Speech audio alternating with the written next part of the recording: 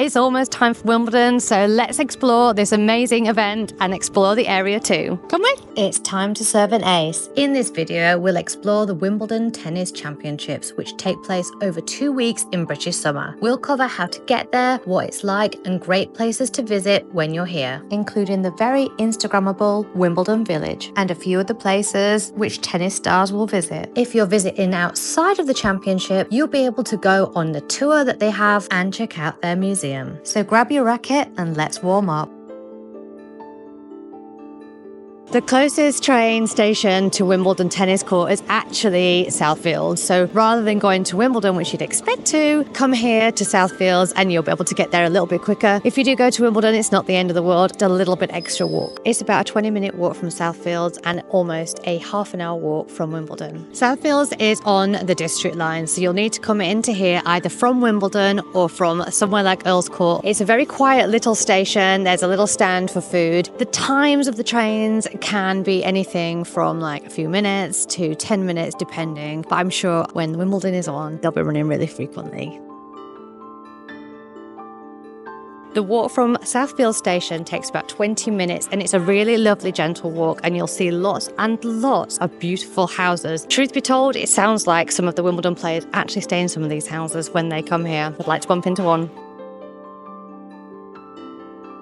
Tickets are really sought after for Wimbledon, and anyone is welcome to sign up to the ballot to win tickets. There's always somebody that will say they get tickets every year, but like me, there's a lot that say they've never got a ticket in their life. If you weren't lucky enough to get a ticket in the ballot, you can queue up on the day to Wimbledon. Just over my shoulder right here, you'll see the site of the famous queue. Apparently people queue overnight to queue for Wimbledon tickets. The Wimbledon queue is a whole entity in itself, and you'll find that there's loos and food and drinks, so you'll be okay. Every year is very different depending on the draw and the weather, but as reference, my boyfriend once queued at 5 a.m. to get tickets. He said he finally got into the grounds around midday and was lucky enough to get some of the last Court 2 tickets. I have once been here on a £5 ticket after 5 o'clock in the afternoon, and I went to sit on Henman Hill, or Murray Mount as you call it, and it was amazing. I would do it again in a heartbeat. It was so much fun. We had champagne. It was great. I don't know if it was a one-off that we didn't have to queue. We just literally walked straight in, but I want to do it again, and I might try and do it again this year. Of course, you could pay for a very expensive debenture ticket. You could be lucky enough to be invited by a sponsor, or you could be a member of the royal family. Haven't managed that one yet. If you're visiting Wimbledon outside of tournament times, you can come on a little tour around the grounds. Oh my God, we were so excited to do this. You get to see Centre Court, Court number 1, Henman Hill or Murray Mount, depending on your viewpoint, and wander around and take photos. So if you want your Centre Court shot without anyone in it, this is the perfect thing to do. Our tickets cost us £30 each to visit this 90-minute tour. They included the shop and the museum, and they've also got this incredible cafe that you can visit before or after for food and drinks. It's called the Wingfield Cafe, and I also have one of these lovely champagne bottles with the Lanson cover on it. I just adore it. First up, we visited Court number 1, looking at their retractable roof and the very green grass. We visited 2 weeks before the championship started, and so we got to see all of the work in action to bring this beautiful event together, and I particularly love all of the plants in action. This is the Serving Ace tree, a Mark Reed sculpture. How beautiful is this? Next up is Murray Mount or Henman Hill, where apparently 5,000 people can fit on here. I've been once before watching the big screens, and the sunset here was absolutely astonishing. The view from here is great too. You can see all around the city. After that is famous Court 18, where apparently there are no reserved seating here, so if you rush, you can get a nice seat, and they put some great games on here. And you finish off on a high. This is where the royals go to see Wimbledon, which is Centre Court. The great thing about this tour is that you listen to the guide speaking, and then afterwards you have a little bit of time to take your photos and videos, so you always get that lovely shot. If you're enjoying this video, do make sure to like and subscribe and give me a comment so I can do even more of these. Now, back to the video.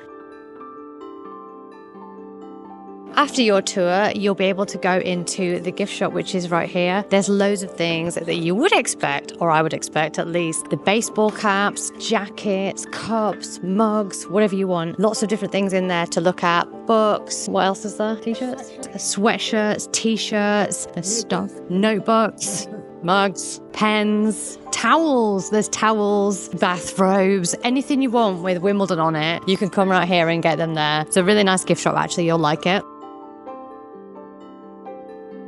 Next up is the museum, which is downstairs, and let me tell you, it's really worth a look. It takes about 45 minutes if you have the audio guide. You can whiz around it if you want to be a bit quicker. There's so many great things in there. It takes you through the history of tennis and of Wimbledon. There's all of the rackets, there's the trophies, there's all of the clothes, there's the history, there's the BBC, there's interactive things, especially great for kids. There's a Where's Andy Murray, like a bit like Where's Wally, but for Andy Murray. And there's also a great game where you can test your reaction times. My friend Fatina did really well at, had her being tested in there. And yeah, there's loads of great things to see in there. So we recommend stopping by there. It's great.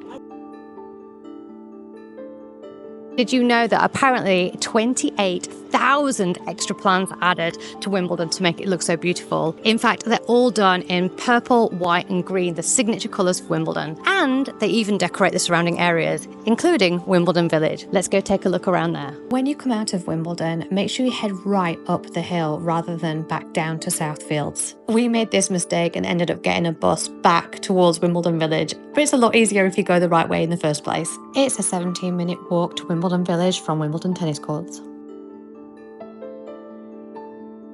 We were starving after our walk around, so we popped over to Wimbledon Village, a cute little place called Maison St. Cassien, and we ordered a meat meze platter, which came with some chicken cheese, some tabbouleh, some spicy potatoes, and some vine leaves, and it was absolutely delicious. We also ordered a side of hummus with some bread. It's been really, really lovely. We've sat outside in the sunshine and had such a lovely afternoon. This place is actually famous because a lot of tennis players come here to enjoy some food. Andy Murray has been here, as well as Maria Sharapova. It's also decorated Wimbledon themed with some rackets on the wall and some tennis balls. I am at the Dog and Fox, which is one of my favourites. It's absolutely enormous, this pub. It's got such a big inside. And the best thing about it is it's got this lovely outside. And you know what I like more than outside? I like decorations. They have gone full on tennis theme for Wimbledon. I could not be happier. It's one of my favourite pubs. Make sure you check it out if you're in the area. Andy Murray has also been spotted at the Dog and Fox. And would you believe it's where Nick Kyrgios spent the night before his match with Rafa Nadal? If it's good enough for them, it's good enough for me. Over my shoulder here is the Ivy, and they always get dressed up. Last year they had like deck chairs outside the front and loads of lovely strawberries, and it was really amazing. So I can't wait to see what they do this year. This Ivy is sort of in this beautiful old building, and it's over 2 floors as well, so there's plenty of places to sit. And if you've been to an Ivy before, you'll know exactly what to expect, but I expect to see some tennis related themes on the menu. It's a good one. We're in the Rose and Crown, which you can tell from the beautiful roses in the back of us. And from the outside, this pub doesn't really look much, except at the moment, they've got a rather large display. Yes, they've got giant tennis balls outside and a giant tennis racket. It's really, really huge. Like, you will not miss it if you're in the area. And inside, there's a huge bit inside. It's really loved by locals, but it's the outside that actually we're going to talk to you about today because it's exceptional. Yeah, there's a great garden in the back. It's much bigger than it looks. It's really, really lovely for when the weather's good. Burgers? Oh yeah, there is a great burger shack out here with a fantastic burger menu. You've got original burger, you've got a cheeseburger, you've got a chicken burger, you've also got a plant-based one, so you can't go wrong. Every kind of burger. It's great. There's also a restaurant inside. I had some sea bass on Saturday night that was beautiful. I would really recommend coming here. They actually do show the tennis. I would say that most places around here will probably show the tennis when tennis is on, but yeah, it's absolutely stunning and lovely, and we just love this. Behind me is the Hand in Hand, which I'm going to give the award for the nicest space outside to go for a drink. Look at this beautiful beer garden, like a little area outside the front where you can go and have drinks and sit outside the front. Huh? Deck chairs. There's even lovely deck chairs so you can have a nice, properly British time and enjoy the sunshine. As well as the grass, they've also got lots of seating outside, plenty of flowers and lovely bar snacks, including pork pies and sausage rolls, which I love. Inside is charming and cozy, and the food here is completely delicious. Right next to the Hand in Hand is the Crooked Billet, and this was established in 1750, making it a very old pub indeed. This is where you'll also find deck chairs, and there's also cute vintage cars parked outside. It's very cute, it's covered in flowers, and it's very oldie-worldy. And loads of people are out here enjoying the view, enjoying the vibes, enjoying the sunset actually. It's a very cute place to come. I love it. This is another fantastic pub that you can go to in Wimbledon Village. It's called the Rushmere, and it has this great bit outside the front. The food is incredible. You've got this outdoor garden that's got this amazing screen here. So much outdoor seating. You can see everyone. People watching is insane. And it's on this road, which can get a bit busy, but it also means that you feel right in amongst it. And I love the umbrellas here. They're nice and colourful. The decor's always lovely. And there's some lovely pink roses in the garden too. It's a yes from me. Hemingway is a cute cocktail bar in the heart of Wimbledon with this vibrant blue outside, and for Wimbledon they have this incredible artwork wrapped around the whole restaurant. I've enjoyed scrambled eggs and smoked salmon as a cute brunch spot. There's also loads more cute spots I haven't eaten in, including the Giggling Squid. Plus there's an Indian restaurant, there's also a Megan's and a Pizza Express. The Fire Stables is also on my list to visit. Just next to Wimbledon Village is Wimbledon Common, where you can go for a really nice walk around. There's lots of little water features. There's even a windmill, and it's great to see lots of other people walking around and enjoying the area. There's also a posh place called Cannizaro Park, where you can go and have picnics. And within Cannizaro Park, there's the Hotel du Vin, which serves the most bougie food and drinks, which I very much enjoy. It's not just about food and drink either. In Wimbledon Village, you've got an amazing kitchen shop, which I love, called Day True. There's a brilliant lighting shop with every light you can imagine. And there's a wonderful flower shop called Gardenia, which I like to visit every single time I go, and I just absolutely adore it. Like any village, you'll find a mixture of shops, from luxe hairdressers to designer eyewear and clothing. There's also expensive estate agents and bougie food shops. From Wimbledon Village, we headed back down the hill to the Wimbledon Station. It's a lot faster going this way because you're going downhill, so it takes about 15 to 20 minutes. Places to note along the way are the Alexandra Pub, which is always super busy, and also Ely's department store, which is amazing for all the different things you might need. I hope you've enjoyed being on court with me today. That is game, set and match for this video. I hope you like and subscribe so I can do more of these. Until next time.